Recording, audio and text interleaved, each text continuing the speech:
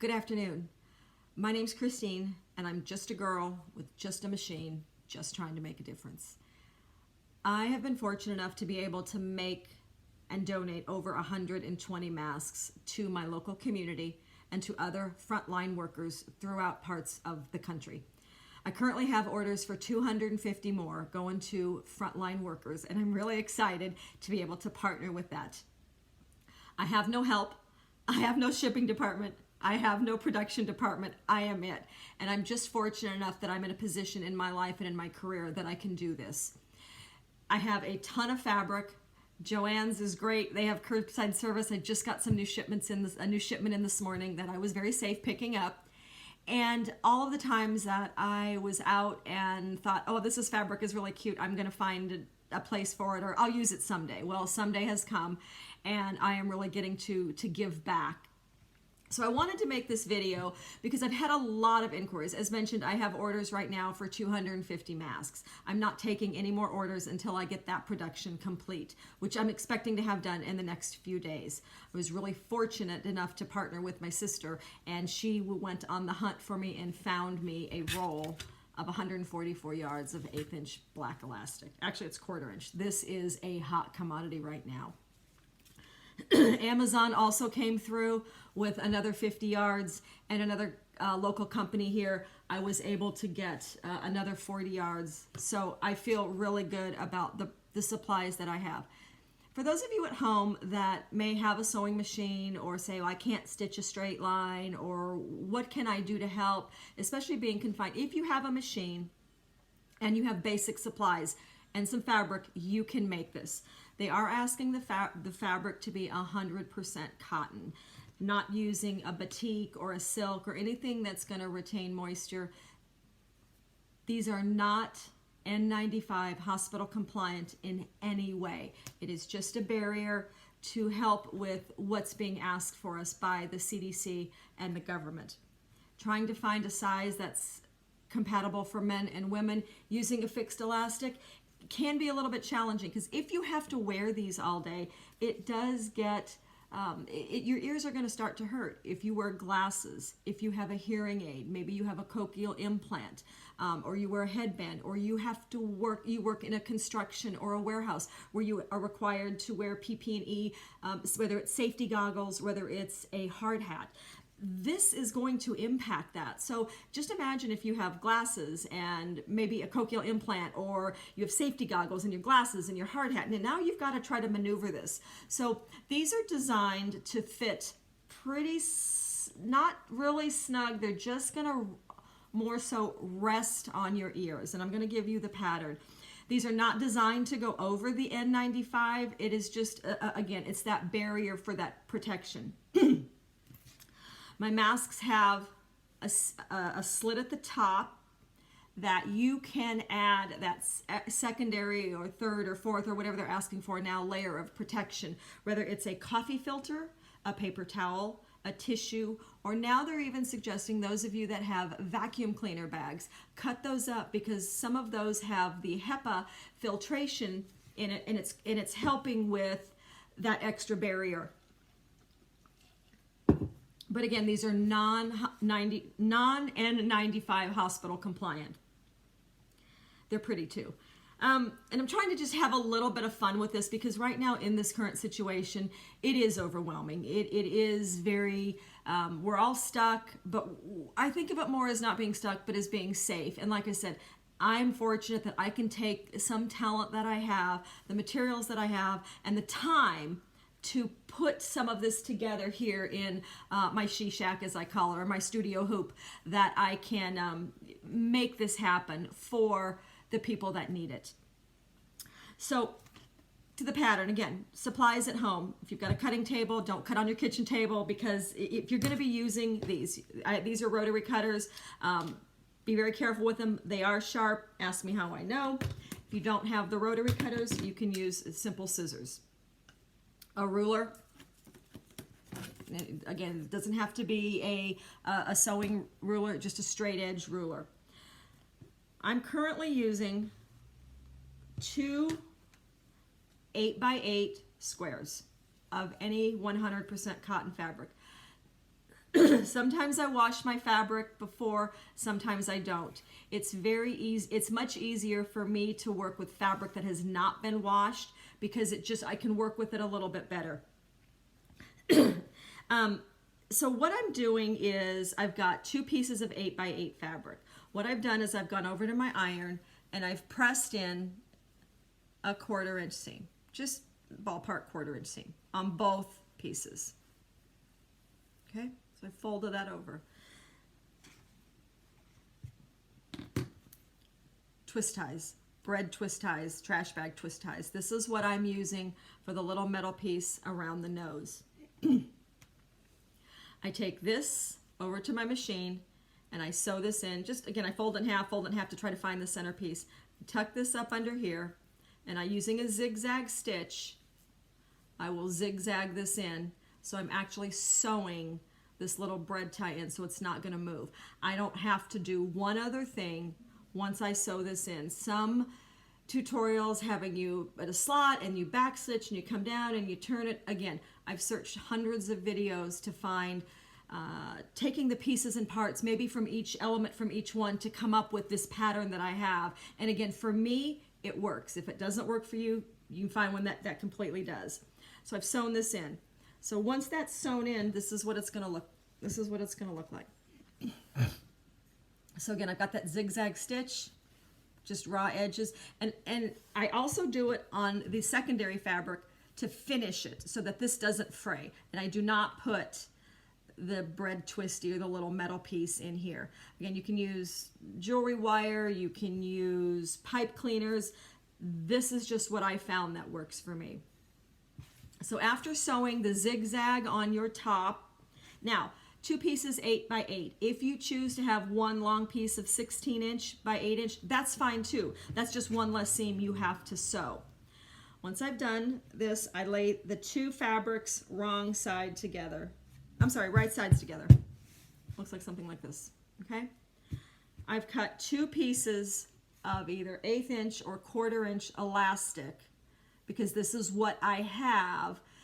There's also some smaller elastic. I've got some larger elastic like this. This is really hard to work with because this is going to be really difficult to go behind your ear. So again, working with 1/4 inch or 1/8 inch elastic. Now, I'm going to just do this from a demonstration purposes only because I don't have a cameraman. He's on leave due to Corona, so I'm not going to go back and forth to the machine. So what I'm going to do is I'm going to pin this. I'm going to take one piece and I'm going to peel this back, and I'm going to start at the top. This is my top. And I'm going to set this down just underneath. You can just see almost the same 1/8 of an inch, 1/4 of an inch below that seam that I sewed the bread tie in. And it'll fit nicely in. It's almost like a crevice. So I'm going to lay that there, and I'm going to fold this piece back over, and then I'm going to pin this. Like I said, if I was at the machine, I would just be sewing these because I'm not a pinner. But for this purpose, so I'm going to pin this in, and it looks like that. I'm going to open this up here, and I'm going to make sure this elastic lays flat. And I'm going to bring it around, and I'm going to do the same thing down here on this end, just about a 1/2 inch, maybe 1/2 to 3/4 of an inch from the bottom. And I'm going to lay the secondary piece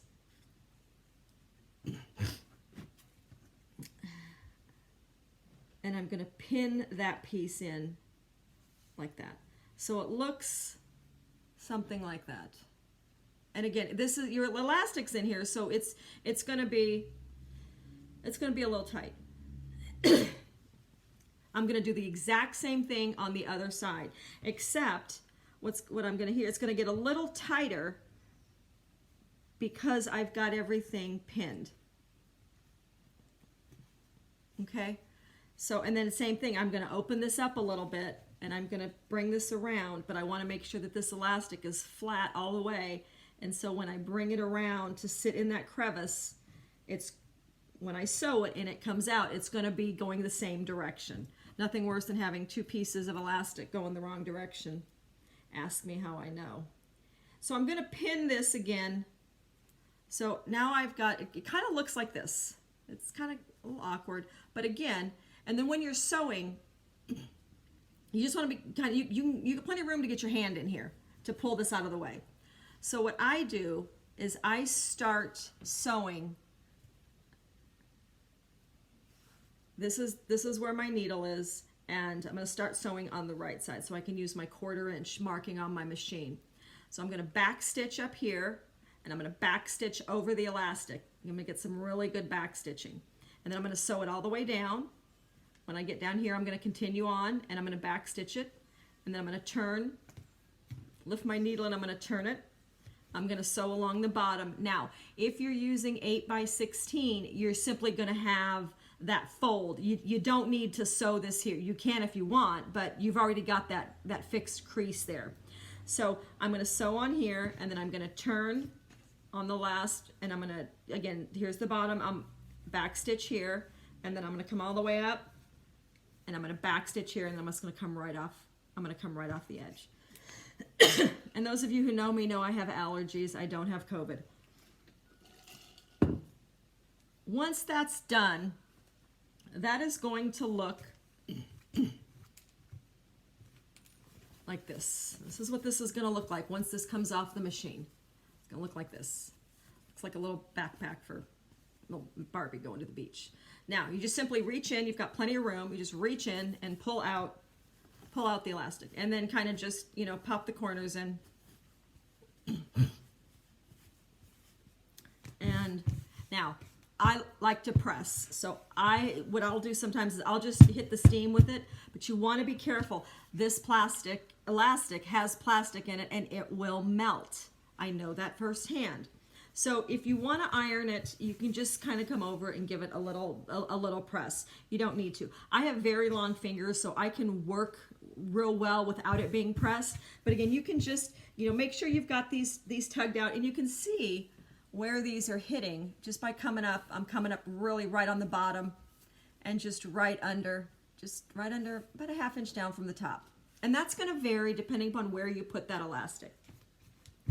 So now I'm going to come down here, and I'm going to just fold up. Again, I have long fingers. I can just fold up about 1 inch. You can kind of see here, I'll do this to the side, kind of just folding up, and I'm going to pin right in the center. I don't pin on the ends. Again, I'm not a pinner. I do a lot of stuff freehand. I'm going to come up again, and I'm going to pin another. I'm going to do another pleat, and then one last pleat towards the top. And again, you'll get the hang of this as to how your fingers are going to move, and what's going to do. Like I said, I've done over 100 of these, so I can pretty much do it in my sleep now. And the last one. I'll just do this one here. Again, just basic straight pins. That's all you need. So now it's going to look something like this. Okay? So there's my pleats. There's my opening. Again, I like to press, so I might take my iron, again, on the inside and just give it a little steam and give it a little steam. And that's going to make it go through the machine a little bit more. If you notice here, you can kind of see, you want to get these folds very nice and tight. If you get them too bunchy, you're going to get stuck in the machine. The machine's going to get stuck. Now, if you're hand sewing these, again, the bunchier they bunch up, it's going to be harder for you to get that needle through. So again, just you kind of want them to lay just nice and feathered like that. Same thing on this end. And as you do these, excuse me, as you do these, it's going to get easier. So now that I've got my elastic in, I've got it pinned, I've got my opening, I've pressed it, I would go back to the machine. I'm going to start on the right side of the mask. I'm going to start there's two ways I do it. I can either come straight down, or I'm going to do a C, or almost a horseshoe type. I'm going to start about 1 inch in, and I'm going to back stitch, and I'm going to go to just about a 1/4 inch before, almost where the elastic stops. Because if I get on top of the elastic, it's going to get stuck. Your needle's going to get stuck, and now you're going to have to wiggle it through the machine. So I come just before where the elastic hits. right in here, and you can feel it where the elastic ends. And I'm going to turn my needle, and then I'm going to come down. Now, what you want to be careful of, in some sewers do pin it here, like so, because what they want to do is they want to prevent these pleats from separating on the machine. I, again, can finagle with my fingers, and I can just push them under there and keep it going. I also don't like to sew over my pins because I could break my needle. And of the 100+ masks that I have made, I have yet to break a needle. So we're going to hope that that continues and I don't break a needle. So again, you're going to come down here. You're just going to kind of push all the way down. And if you want to just sew right off the edge, you certainly can. I simply, again, a 1/4 inch, about an inch off the top, just go straight across, come all the way down, turn it, and then you're going to sew all the way down here, just an 1/8 inch from the edge. And then you're going to turn it again, and you're going to come up. Now again, this is a little bit easier side because the pleats are coming with your foot on the machine. So you're not going into a pleat. You're actually... So the machine's coming along this way versus this way and catching the pleats. Come down to the top, and again, I'm going to turn it at the top, and I'm going to sew in just about an inch, and then I'm going to back stitch it. Now, I am going to change the way that I do this. Instead of using a single stitch, I'm going to use a double or triple stitch on my machine, because these are going to, after they're washed, being tugged on after a while, these I can just see the thread giving way. So double stitch it, and there you go. So when I'm all done, this is what your mask is going to look like. Okay, you can kind of see here, but you can see how this is why I was talking about the double stitch. I would run a double stitch along here, but you can see here, upside down, where I stitched. I'm gonna go back side. You can see here where I've got about an inch stitch here. I came down here, I came down this way, I came down this way, and then I came about an inch, and then I backstitch. If you want to come off here, you can too. I got a nice pleat right there to add an extra layer of protection, whether it's a tissue, a paper towel, a coffee filter, or if you have vacuum cleaner bags, cut those up because they have the HEPA protection, which is going to give you that extra barrier. These are 100% cotton. I recommend that if you get one of my masks, you wash it before you wear it. Or any mask, wash it before you wear it. I recommend warm water, kitchen sink, a little bit of Dawn, if it's good enough for ducks. Over time, the elastic is going to break down. If you throw it in the washing machine, and if you have an agitator, the elastic could get caught around the agitator. If you have a netting lingerie bag that you might wash your pretties in, put this in it, and then again, wash it on warm. I would not dry it, maybe on low. Again, this is a plastic. It will melt. Just simply take it out of the dryer. You just kind of shake it.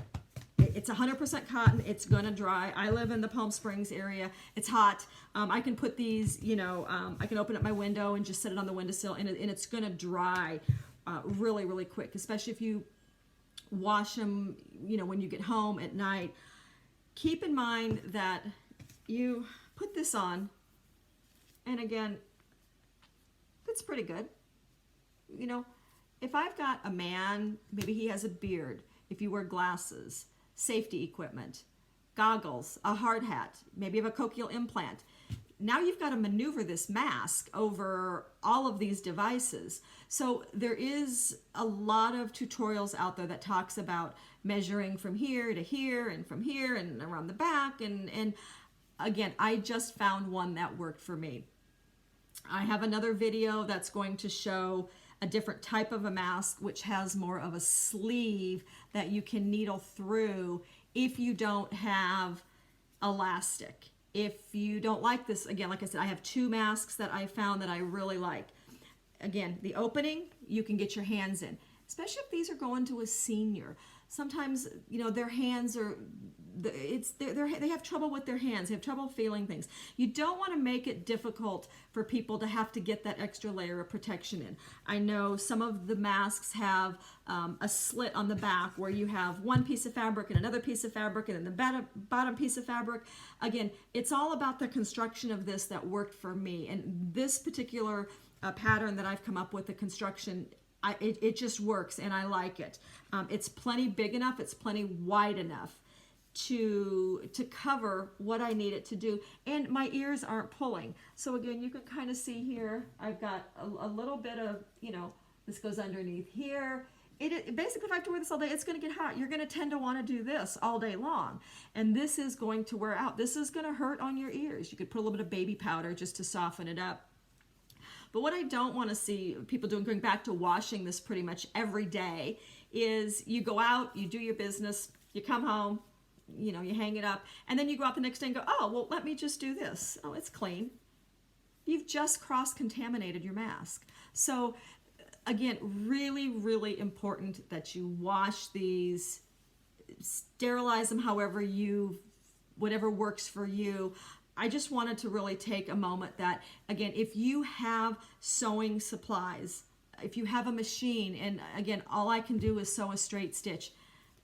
Other than this zigzag, because I zigzagged in the bread tie twisty, everything else was a single stitch. If you don't know how to use a double stitch and you want to double, just do it twice. It's really, really easy. The final size on these measures about 7.5 inches. So again, 2 8x8s or an 8x16, 2 pieces of elastic. These were 7 inches. Again, if you're making these for a man, you might want to go maybe 7.5. I was able to mess with a handful of different prototypes until I found 1 or 2 or 3 that actually worked. But again, you cannot adjust the elastic. So if you don't know who these are going to, I think this is a really good size. Final size, again, about 7.5. You're using 7-inch pieces of elastic. Now, some elastic is, the thicker the elastic, the tighter the band. So again, this may be the same size elastic, or same 7 inches, but I can tell it's got a lot more elasticity on it. This is a little bit tighter. So it's just going to be what's comfortable for you. I hope you enjoyed this. Look for my next video, which is the pocket mask, and I will show you how those work. I hope you all stay safe, stay well, be good, be kind.